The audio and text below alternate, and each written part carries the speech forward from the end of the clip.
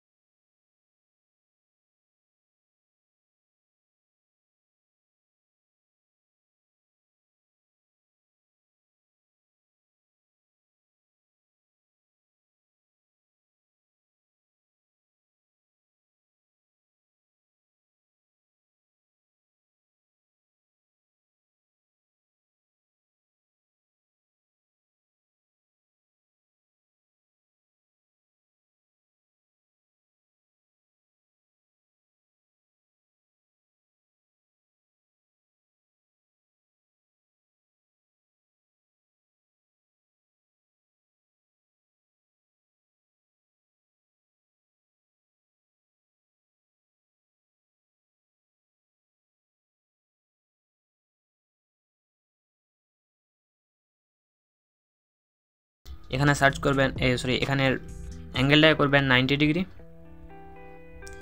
ওকে, এরপর ফ্রিকোয়েন্সি থাকবে নিচে, ফ্রিকোয়েন্সিটাকে করতে হবে 0.22। অলরাইট, এরপর আবারও অ্যাড ইফেক্ট, আর একটা ইফেক্ট অ্যাড করতে হবে যেটার নাম হচ্ছে শোয়িং, SWING।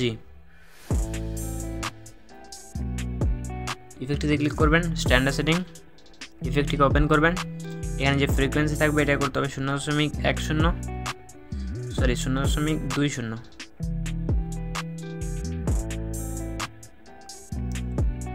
ওকে করেছেন।